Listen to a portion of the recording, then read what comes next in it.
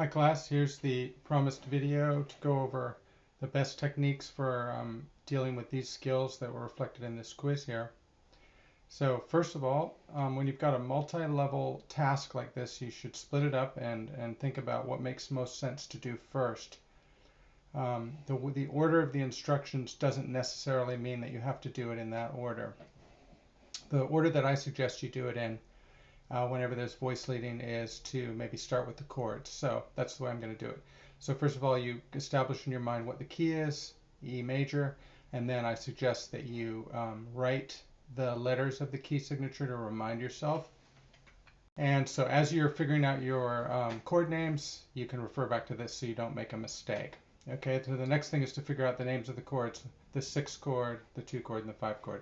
Simply count up the scale. What's the 6th degree of an E scale? It's a C, but it's not a C, it's a C sharp. So you write C sharp minor 7. Degree of an E scale, F. Nope, not F. F sharp. Write an F sharp minor 7. Degree of a E scale for the 5 chord, E, F sharp, G sharp, A, B. Not B sharp, B7 sus4.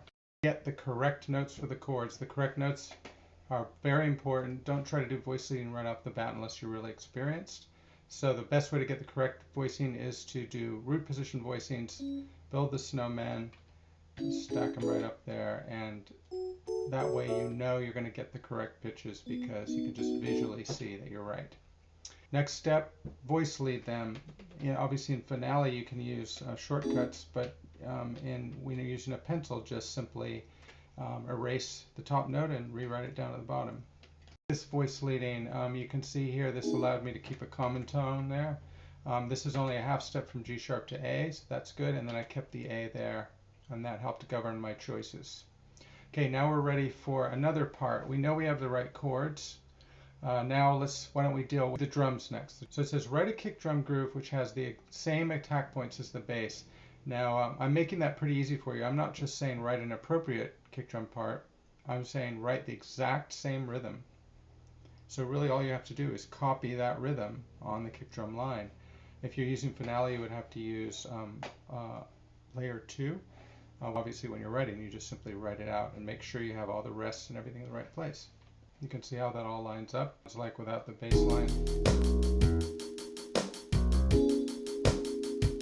Okay, we got to now do the bass part. The bass part is saying keep the exact same pattern of notes, but transpose to work on each of these chords. Now the way you do that is you figure out what we call the functions of the notes are. That means what are they against the chord of the moment. So you look at this first note and you see it's an E. So that means the function of that note is a root. So that's a root. That means the riff here has to start on the root of this chord. So it's a fifth, then an octave. Now this idea can be expressed in either an upward or downward direction. It happens to be in an upward direction because you can't go any lower on the bass at this range. Up to the fifth, up to the octave. But it could be down to a fifth and down to an octave if you have space for that. Now the last concept is a double chromatic approach. A double chromatic approach is simply 2 notes which are chromatically right next to a target. So the target is going to be the root because you know your song has to always, your riff has to always begin on a root. So I'm going to start on the root of a C sharp chord, and then I'm going to do a fifth, and I'm going to go up to the octave. Now I need a rest, a quarter note rest, so I'm going to put that in. Sorry, an eighth note rest, put that in. And now it's time for my double chromatic approach. Well, as I said earlier, the double chromatic approach is going to go into the root. So the first thing to do is to find our target root, my root right here. Now I need 2 notes that lead up by half steps into F sharp. So the way to do that is to just think backwards. What's a half step below F sharp is the note F natural. And what's the note that's a half step below F natural is an E natural. Okay, and now I've got a nice double chromatic approach into the F sharp.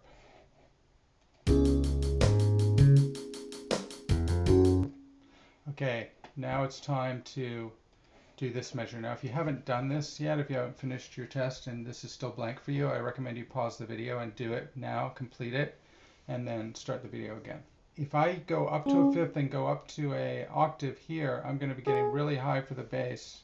It's going to be too high. So let's reverse the concept. We're still going to the fifth, but we're going to go down to the fifth of the chord, which is a C sharp. And then we're going to go down to the octave below, do our double chromatic approach. Okay, now it's time to do the last measure. And I think we'll have to go upward on this one because there isn't room to go down all the way on this. So we're going to go up to the fifth and so on.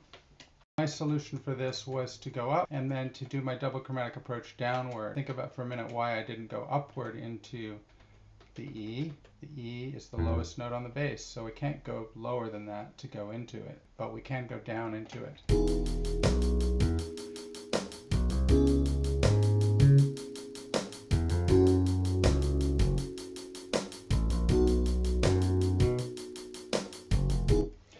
You're dealing with intervals, and the thing that gets tricky about it is it starts all on treble clef and then it goes to bass clef. We've been doing treble clef intervals for quite a while, so I'm not going to spend much time on them. If you need extra help with them, please come to my office hour. Compound intervals, quick reminder, you lower the top note, so I'm bringing this G down an octave. I figure out that interval, which is a perfect fifth, and then I add 7 to it. And that 5 plus 7 gives me 12. It's a perfect 12th. Okay, now we get to the bass clef ones. Now the bass clef ones, it's important to remember where middle C is. Middle C is right here, and it's also right there. Oops, there. That is the same note. These are the same exact pitch, just represented in two different staves, rather.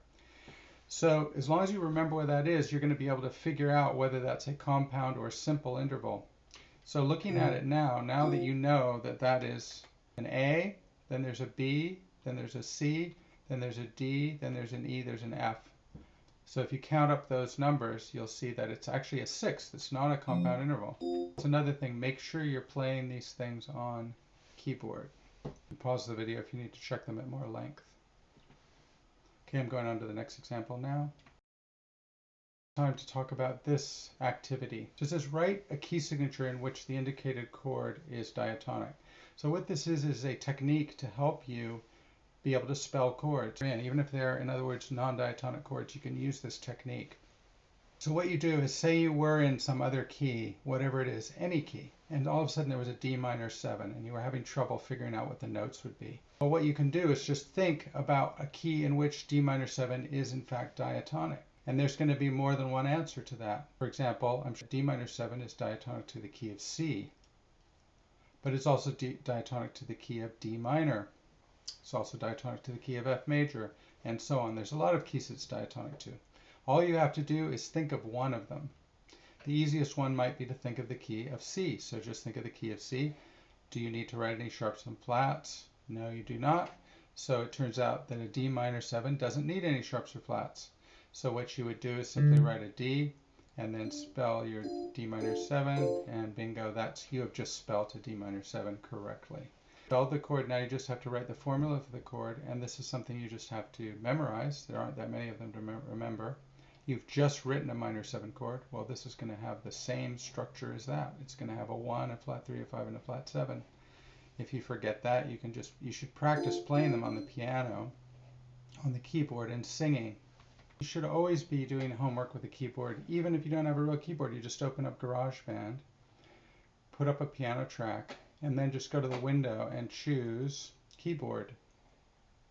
And this will appear. It might be really small, but then you can make it bigger by stretching it out along the edges. And then you can make it real for yourself. So you have to be able to sing and play a D minor 7 arpeggio. 1, flat 3, 5, flat 7.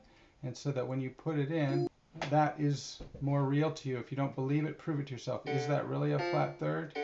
Flat third has 3 half steps. Yes, it is. Is that really a perfect fifth? Yes, 7 half steps. And so on.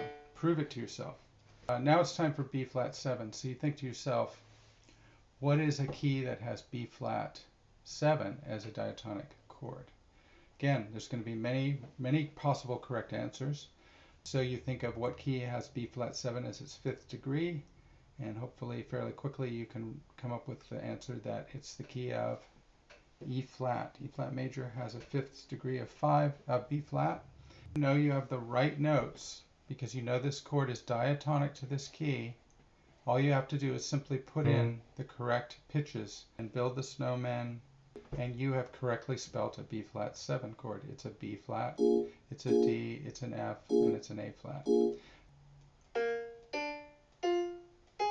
Flat 7. So it's 1, 3, 5, flat 7. Page. Now, related to what we just did, if you know what the major 7 chord is in a key, the 1 chord of a key, you know that all those notes are going to be diatonic to that key signature. Well, the key signature of C happens to be no sharps or flats. So that means this, since it's using no sharps or flats, is correct, and it is diatonic to that key signature. C7, however, is not diatonic to the key of C because it's a structure of 1, 3, 5, flat 7. But as long as you remember that, you remember that the 1 is the same, the 3 is the same, the 5 is the same, but the flat 7 is not the same. It's a flat 7, not a major 7, so you have to flat it. Now you've spelled a C7 correctly. You're using this chord as your comparison chord. This is a very good technique for chord spelling. Okay, we go over here. We know that the structure, the key to this is memorizing your formulas. So you know that the formula of a C minor 7 is 1, flat 3, 5, flat 7. So you know the 1 is unchanged. The 3 has to be flatted. The 5 is unchanged. The 7 has to be flatted. Over here, we know our formula is 1, flat 3, flat 5, flat 7. And on the keyboard, you can clearly see this. If you look at your check with your keyboard, here's your C major 7. All white notes. C dominant 7. There it is, that flat. C minor 7, flat. And finally, C minor 7, flat 5.